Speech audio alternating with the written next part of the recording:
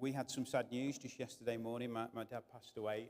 Of course, I think a lot of you followed the journey with my dad over like a long period, because we've had to kind of explain, when things have happened, and, we've had to go and, kind of be there with the family.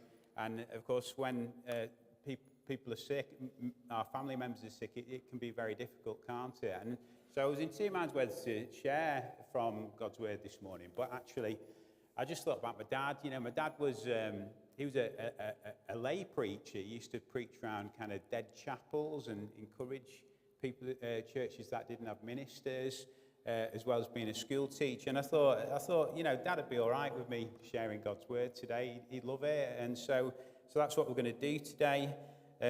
So it's great to be here. It's great for me to be here. It's a privilege to be a pastor and be sharing this morning.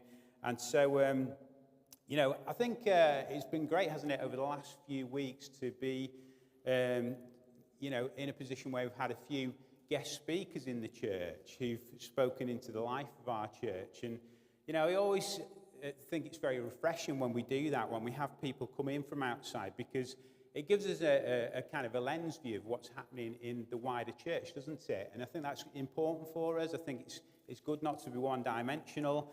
And so, of course, the last time we heard from the book of Acts, which is a book we've been looking at over the last 2 years, was when Mark Savage came and shared with us about Paul's shipwreck and how the ship went down on Paul's journey to Rome. And we looked at that, didn't we? Looked at the crew and passengers of that ship and how they were washed ashore on the island of Malta. And I was looking at kind of the kind of aftermath of that kind of shipwreck earlier in the week, just trying to get some thoughts for this morning. And what struck me about our passage today is that from the carnage of a shipwreck, the Church of Jesus Christ at this point, I believe, was about to go into overdrive, actually. It was about to go into overdrive. And what I saw in our passage today, I think is quite extraordinary. What I saw in our passage that we're going to look at today is what I see as like a quantum leap moment in the Christian church. A quantum leap moment in the Christian church. So I want to talk this morning about quantum leap Christianity. Quantum leap Christianity. What do I mean by quantum or quantum leaping? I mean a huge, often sudden increase or advance in something. That's what the word quantum means. And, I grew up in the 80s, and I don't know if many of you remember that in the 80s there was actually a TV program, and it was called Quantum Leap. Does anyone remember that? It was a brilliant program, and it was about a former scientist called Sam Beckett, and he basically finds himself trapped in time due to an experiment that's gone wrong. And he finds himself leaping into the bodies of different people each week as the series progresses. So he becomes a different person each week, or he's in the body of a different person in this week. And in the TV show, he had a holographic advisor who would provide Sam with some details about his new identity, the new body he was in, and give him guidance as to how to help the people affected by his presence. It was a great program, and I was thinking about that because, the book of Acts reads a little bit like the Quantum Leap TV show. It reads a little bit like that because, of course, over the last 2 years, we've followed Paul, and he's kind of like been propelled by the Spirit of God into people's lives over a 30-year period that the book of Acts was written over. He's been propelled into their lives to bring them help and to introduce them to Jesus. And so he's been propelled into communities, into different cities, into different provinces to introduce people to Jesus and to help them get the healing they need and find purpose in their lives and to find Christ personally. And of course, then he's off to the next destination. And in this final chapter of Acts that we're going to look at over 2 weeks, actually, I've split it in two parts. So this isn't the final portion today, but I've split it over 2 weeks. And in this final chapter today that we're going into, we see him leaping, I think, to a whole new level. And this is kind of what I want to unpack today. You know, I think there are seasons in world history, actually, that are like quantum leap seasons. Today I think we as Christians in this generation are living in such a time and a season as that.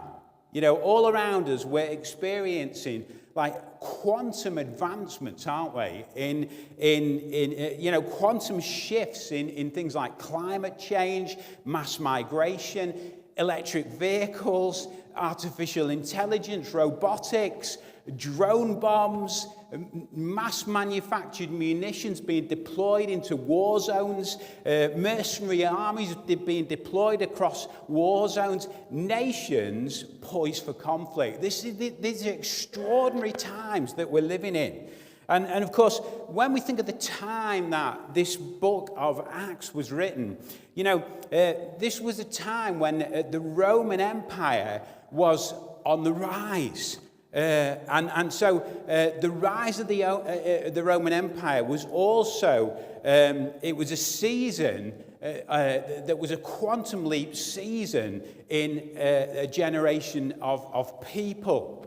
And so, it was a season like that. And of course, what the Roman Empire did was it helped to leverage Christianity in such a way where Christianity went from being like kind of a very tight geographic thing to being a global thing. There was a quantum leap in the Christian faith and in Christianity because of the Roman Empire. I'm going to unpack that a little bit as we go on. And so today I want to look at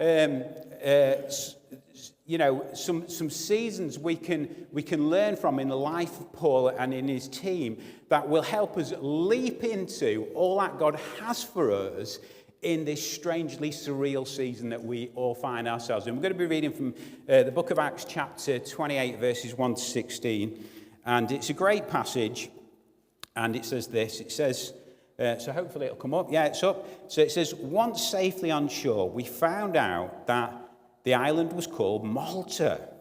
Anyone been to Malta? A few people. It's lovely at Malta, isn't it? I've never been, but it is lovely. I've been to a few of the Greek islands, but not Malta.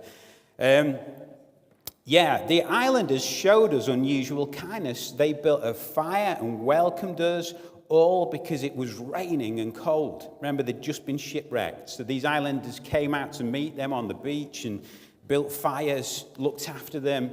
Paul gathered a pile of brushwood, and as he put it on the fire, a viper driven out by the heat fastened itself on his hand. When the islanders saw the snake hanging from his hand, they said to each other, "This man must be a murderer. For though he escaped from the sea, justice has not allowed him to live." But Paul shook the snake off into the fire and suffered no ill effects. The people expected him to swell up or suddenly fall dead, but after waiting a long time, seeing nothing unusual happen to him, they changed their minds and said he was a god. There was an estate nearby that belonged to Publius, the chief official of the island. He welcomed us to his home and for 3 days entertained us hospitably. His father was sick in bed, suffering from fever and dysentery. Paul went to see him and after prayer placed his hands on him and healed him. When this had happened, the rest of the sick on the island came and were cured. They honored us in many ways, and we were ready to sail. And when we were ready to sail, they furnished us with the supplies we needed. After 3 months, we put out to sea, and we put out to sea in a ship that had wintered in the island. It was an Alexandrian ship with the figurehead of the twin gods Castor and Pollux. We put in at Syracuse and stayed there 3 days. From there, we set sail to arrive at Rhegium. The next day, a south wind came up, and on the following day, we reached Puteoli. There we found some brothers who invited us to spend a week with them, and so we came to Rome. The brothers there had heard that we were coming and travelled as far as the Forum of Appius and the 3 taverns to meet us. At the sight of these men, Paul thanked God and was encouraged. When we got to Rome, Paul was allowed to live by himself with a soldier to guard him. Well, there's some really interesting things in there, and as I was kind of looking at the passage and going through it, just a couple of thoughts that I wanted to bring this morning that I think are really helpful.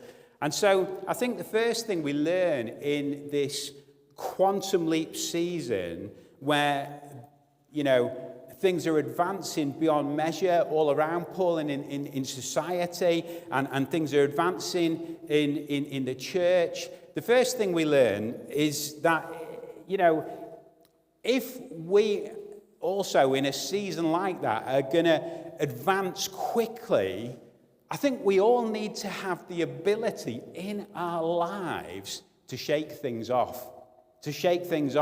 Yeah? If we want quantum shifts in our walk with Jesus, we have to become unhindered people. We have to become unhindered. And in our passage, we see that having reached Malta, Paul and his crewmates, they were very keen to get dry and keep warm. And in the passage, as we've read today, Paul is actively gathering brushwood. He's part of the team to get things moving and wood to put on the fire. And of course, we read that a viper latches onto his hand, as it says in verse 3.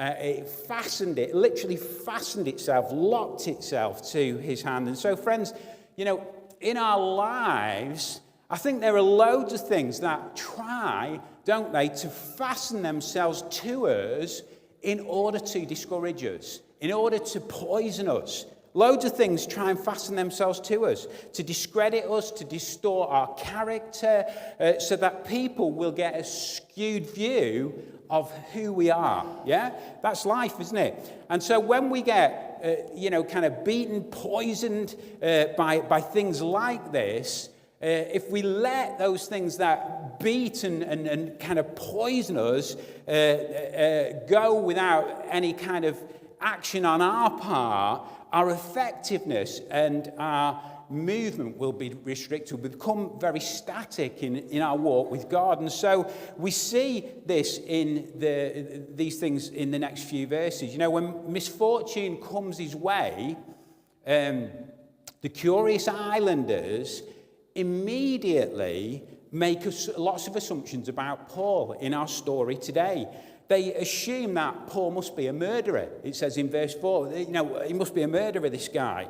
And so I was thinking about that. Assumptions about people happen in all types of communities, in all types of settings, in the work setting, in the local community setting, in the club or the organisation that you're a part of. Assumptions happen all the time in families, don't they? And so I was thinking about the people of Gatley. The people of Gatley, our local community, our missional community that we are to be missional to, will already have made lots of assumptions about Bethany Church. Some of them will be positive, some of them will be less positive. I remember at Christmas we had the reindeers, didn't we? We wanted to get some reindeers down to church. We thought it'd be really good fun for the kids, and we'd planned it all and we got them booked and we were all excited.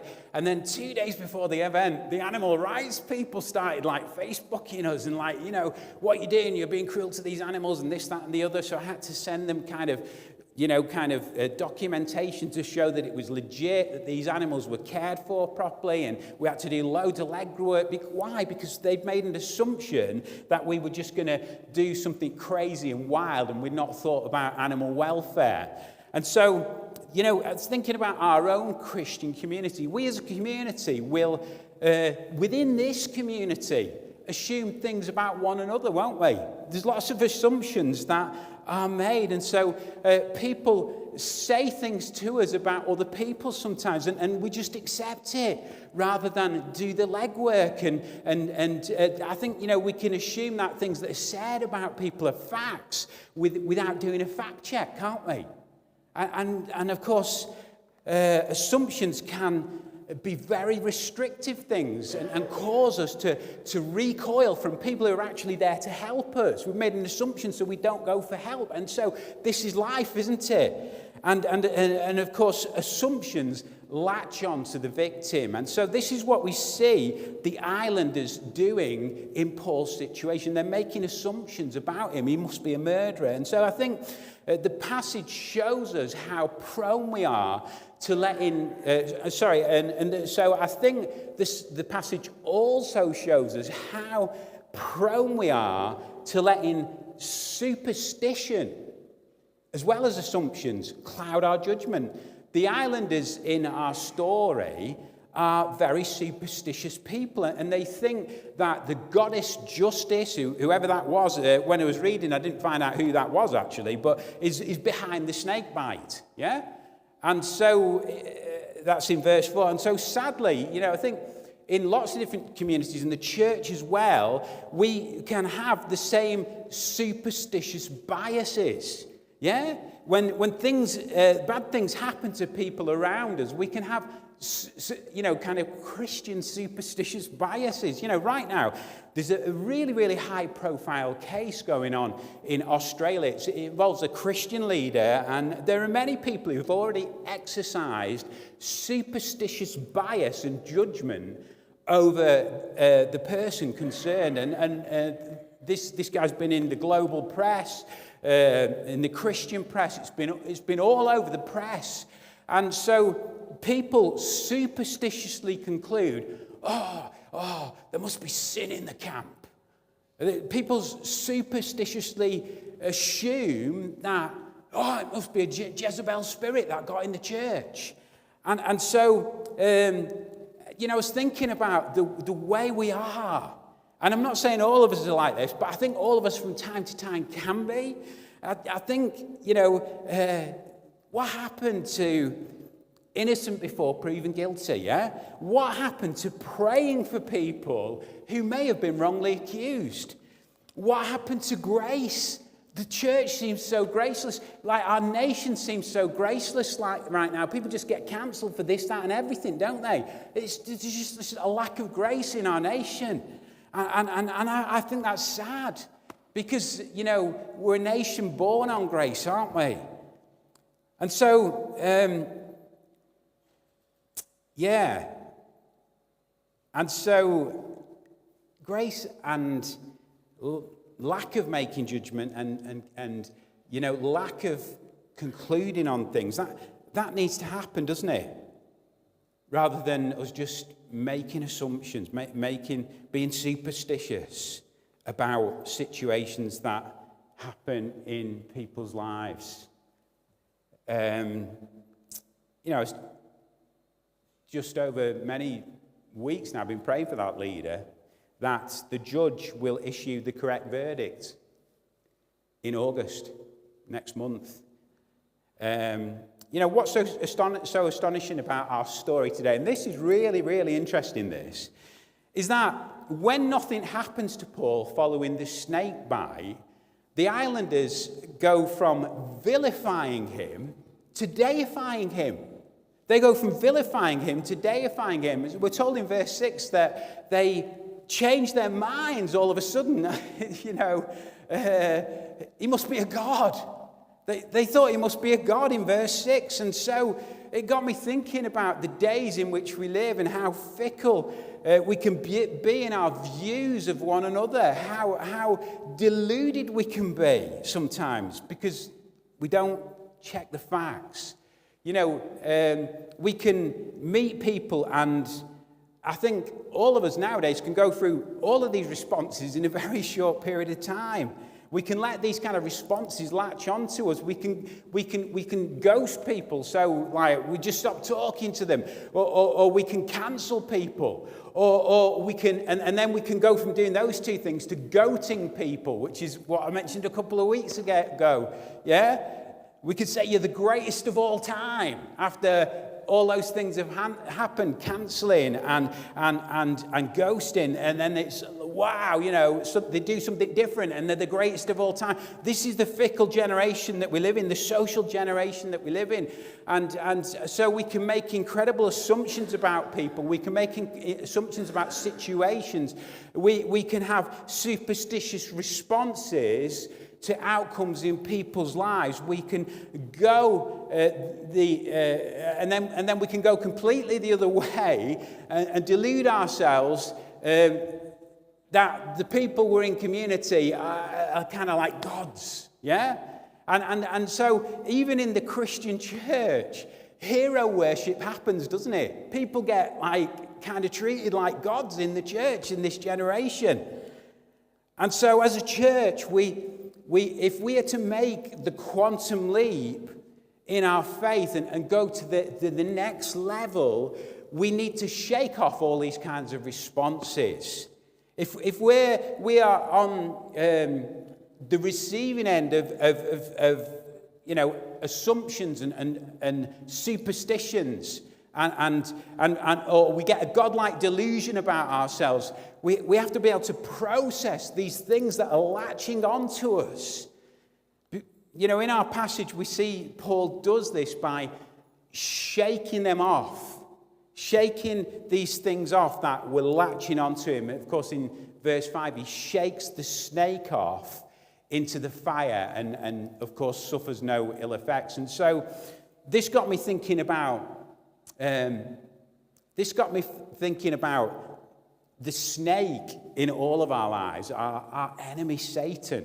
In Genesis 3, verse 1, right from the very start of creation, right from the very start of creation, we read these words. These are incredible words. Now, the snake was the most cunning amid all that the Lord had made. The snake asked the woman, "Did God really tell you?" And of course, what we have here is Satan trying to latch onto Eve and give an alternative narrative about God's love, about God's provision, about God's protection over her life. And so in our lives, Satan will try and do the same. He will try and work with anything to suggest an alternative narrative for each of our lives. He is constantly trying to latch on, isn't he? We know what battle we're in. Our battle's not against flesh and blood, but it is a battle, isn't it? It's about against powers and principalities. And so we're fighting this kind of war in our lives. There is a battle that is on. And so he works on our assumptions. He works on our superstitions. He works on our self-worship. I think we're all prone, aren't we, to self-worship, if we're honest. And that's something that's got to die when we come to the cross, hasn't it? And so, friends, if we want our Christianity to quantum leap us to significant places, we need to grow up and shake these things off. We've got to grow up and shake these things off. Jesus had to shake Satan off all the time. Jesus had to shake things off all the time that were trying to latch onto him, right throughout his public ministry. And so today we need to think about our assumptions. We need to think about our superstitions. Are we superstitious in any way? Do we want to be worshipped, or do we want the Lord to be recognized? The Lord says, shake all this stuff off this morning. The second thing we see in our passage today is that once Paul has shaken off this potential diversion in his life and in his ministry, he's then invited to a Roman magistrate's house, an important place on the island of Malta in verse 7. News had spread that, of course, he had defied a deadly snake bite. And so a quantum shift happens here also in the life of Paul, I think. 1 minute he's homeless, he's shipwrecked, he's on a beach. In the next moment, he's been entertained and housed on a Roman estate. That's astonishing, isn't it? And so Paul recognizes that this invitation that he's received is an opportunity. You know, in the first 3 days, he receives generous hospitality. That's what the passage says. And so, friends, you know, if we can shake off small-mindedness, I want to tell you, invitations abound all around us. You know, a few weeks ago, I was invited to the Mayor's Civic Reception at Stockport Town Hall. And there was a bit of confusion because I'd been asked to say a few words and then pray for the mayor, you know, before the meal. And so I spoke to the coordinator. Okay, I'm ready. I've got a few things to say. And she said, cool. And then next minute I spoke to the mayor. He's in his chains and everything. Said, yeah, so I've got just a few things to say today. You're good with that, aren't you? And he said, no, if you just pray for the meal, that'll be fine. And so, so I'm thinking, which one do I do? And so I spoke to the coordinator, spoke to the mayor, and I realised that they weren't coordinated. They'd not been coordinated, and so I just went for it. And so I shared a few words, a few encouragements for the mayor. You know, go in the strength you have. I told him, you know, from Gideon, and I said, I talked about being a mayor of the next generation, you know, investing in the next generation. I spoke to him about be the same in private as you are in public. And we talked about, you know, kind of Partygate and all of that. And it was an incredible time because, you know, when I sat down at our conference table after I'd prayed for you know, giving grace and stuff like that, people were all over me and Katie. All over us, asking us loads of questions. We had the guy from Cheadle Synagogue chatting with him and his wife. A guy who ran a local community centre. Other people around the table. It was just an amazing time. It was electric. It was brilliant. And I just think those opportunities wouldn't have been there if I'd not gone for it. And so you know, the week after, I was invited to another event, another public event. And so, friends, we must see invitations in our lives as opportunities. You know, unless it's going to lead us into temptation or we'll get a bad vibe about it, we've got to go with the invitation. Go with the invitation. So Paul did this while in the magistrate's house, you know, as he was invited to the magistrate's house. And then, of course, he discovers that the magistrate's relative's ill. His dad is ill, the magistrate's dad. And so Paul, seeing the opportunity to see the miracle power of God at work, says, can I pray for the guy? Lays hands on him and he's miraculously healed in verse 8. And so, friends, we need to realize that God is healing people all the time, you know, outside of the church, in obscure places. That healing and the things of the power of God are not to be confined to the church. And in our passage, we see that following this miraculous event, all the sick of the island get brought to this Roman magistrate's house. They're all at the house. All the people, all the sick of the island are brought to the house. And listen to this. It says that the rest of the sick on the island came. The rest of the sick on the island came. And listen, they were cured. Verse 9. I think that's just a really cool story, isn't it? It just thrills me. It excites me so much, that story. And you know, I was thinking maybe the reason we see so little healing today in this generation is because we get invitations, but we don't see the opportunity. We get invitations, but we don't take them. And so, friends, we need to be in other environments other than the Christian environment. We need to be in other environments, and that's challenging because a lot of our committed time and our spare time and our extra time is there's that draw, there's that pull to the things of the Lord, to God's house. But actually, I think there's got to be a draw to the broken and the destitute and those who need us to be alongside them, showing them the love of Jesus. You know, Jesus said in Matthew 5:16, let your light shine before men so that they may see your good works and glorify them in heaven. It's just a great verse, isn't it? Jesus is saying, he's encouraging us, get out of the church, go and see a life change. So friends, how do we do this? We need to recognize that invitation is opportunity. You know, I said a few weeks ago that opportunities multiply as they are taken. And so we need to actively be in other environments. And so for many of us, the main place this happens is our sphere of work, isn't it? The place where we have the most influence, the place where we've built loads of friendships and connections. And actually people all around us, they're hurting. A lot of the things that are going on in their lives, they're hidden. People are proud. They don't want to tell us that their marriage is in trouble. They don't want to tell us that they're up to their eyeballs in debt. They don't want to tell us that they've got sickness or they've got like a chronic illness or that their kids are sick or, you know. But I want to tell you, as we get alongside people and as we just love them, all those things just open up, don't they? And you guys will know that in your own experiences, in your places of work. People just open up. Sometimes they'll cry. Sometimes they'll share things. And so as the Christians, we got to be there for the people around us. And so I want you to be praying and thinking about maybe just some avenues, some gateways, some gaps, some people that you think, wow, I just want to love on them. I just want to show them the love of God. I just want to find some way of breaking in and sharing my story with them. God, would you help me? Because that is how the mission of God happens, friends. Look for opportunities right where you are. Right where you are. There were opportunities for Paul the prisoner. He was a prisoner. He was a Roman prisoner. People thought he was a murderer, but there were opportunities for Paul the prisoner. He was destitute on a beach. He had no shelter. He was exposed to the elements. But, you know, in the passage we see that invitation and opportunity came right where he was. They came right where he was.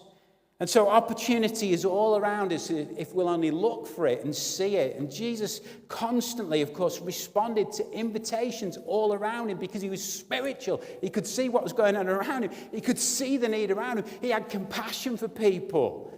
And so Jesus took the opportunities that were around him. You know, some scholars think Paul might have even stayed in this Roman magistrate's home for 3 months before he set sail in verse 11.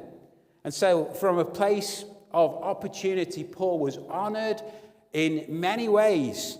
He was furnished with the supplies he needed for the final leg of his journey in verse 10. And so the point is this: if we want our Christianity to quantum leap, we need to see invitation as an opportunity. The final thing we see in our passage today is that quantum transition, and I love this, is closer than we think. Quantum transition is closer than we think. Getting to that place, that destination God has called us to, is closer than we think. And so in our story, we see that following a time of incredible danger and uncertainty, Paul finally boards another grain ship. The first one went down coming over from Crete, didn't it? He boards another grain ship that is headed for Rome. And so today, I was doing some research, and apparently that journey from Malta to Rome takes about 18 hours on the ferry. Maybe just about 3 days in Paul's time.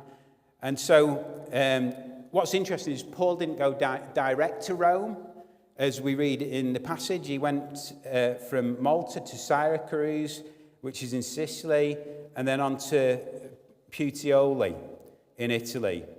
Then he travelled across land via the Appian Canal. There was a big canal that went across Italy called the Appian Canal, and of course reached Rome. But this is really cool, this, because on the way he's encouraged to meet other Christians at Puteoli, who he stayed with for a week in verse 14. Then he travelled to Appius and met some church leaders there. And so the team's gathering, momentum's gathering before he goes to Rome. And so I was just thinking back to Paul's time on Malta. You know, on Malta, Paul would have thought, I'm never going to get to Rome. This is just crazy. What's happening in my life? But in this short moment, he takes a quantum leap to Rome, where he's allowed to live by himself under the guard of a soldier in verse 16. And so Paul took a quantum leap to where he was meant to be. He's in Rome. He's under state-sponsored securities. He's at the heart of the Roman Empire, an empire that has conquered the known world. And he's free to get on and teach and preach about Jesus and the resurrection.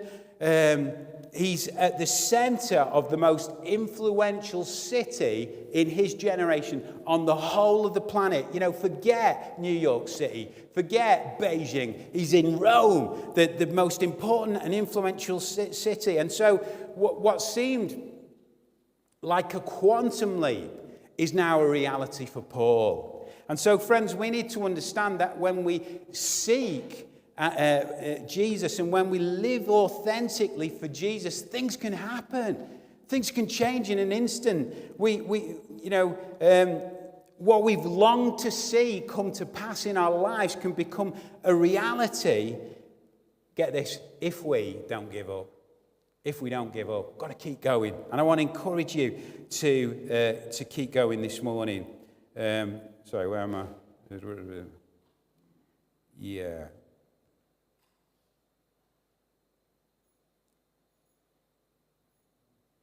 Yeah. So,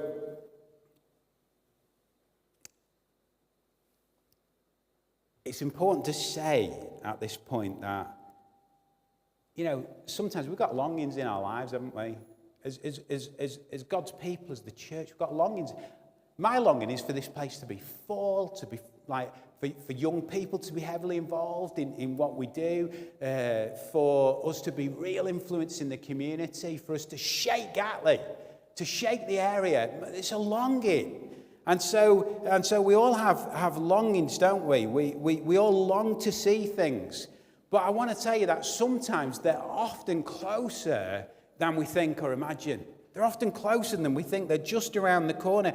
And so quantum transition is often closer than we think. Our transition from where we are now to where we need to be, it's, you know, that's a mysterious thing, but it's often closer than we think. And so from a tiny little house in Rome, Paul's regional Christianity just around Greece and Asia, and, you know, there's areas kind of quite close to Israel where it all kicked off. You know, it's kind of quite a tight area, but from that kind of regional, kind of cloistered, kind of small thing, Christianity is about to spread to the whole world because Paul took his message to Rome. And so in conclusion, we see quantum effects in our walk with Jesus.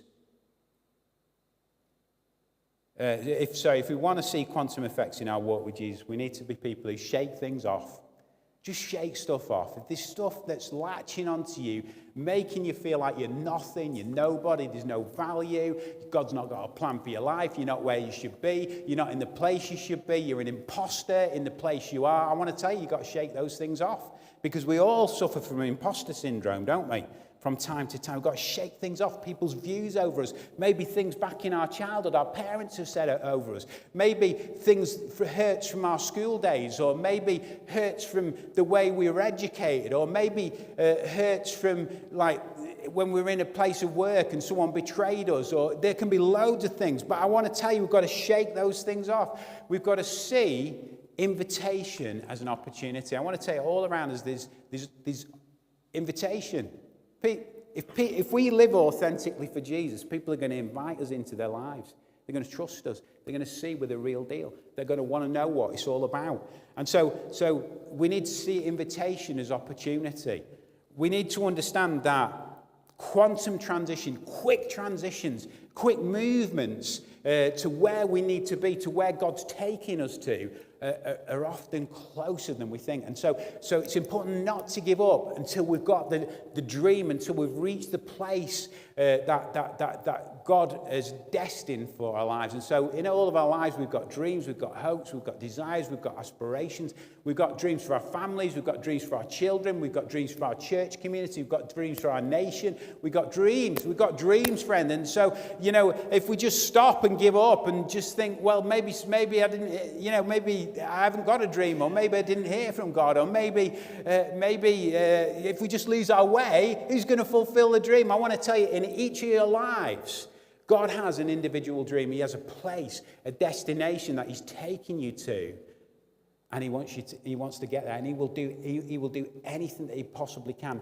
You know, when we follow God, it's not a straightforward thing.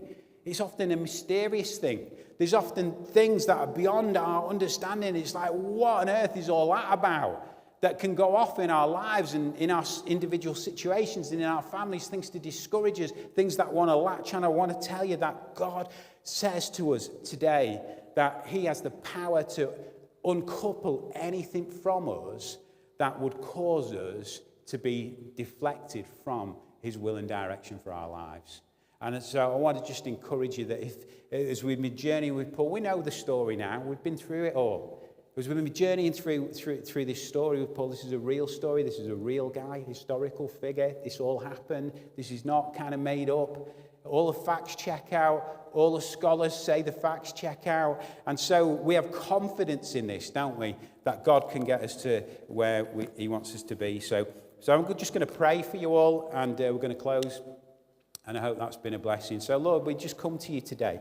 God, we love you. And, Lord, we just want to pray for everybody in your house today. We want to pray for the children upstairs. We want to pray for, Lord, all the people who are on holiday or away or doing whatever they're doing today. God, we want to pray, God, that, Lord, in the life of our church, Lord, that kind of that quantum transition to get us to where you need us to be. Lord, we want to pray that in each of our lives, Lord, if there are things that we need to shake off, we'd shake them off. Lord, we want to pray that, Lord, if there are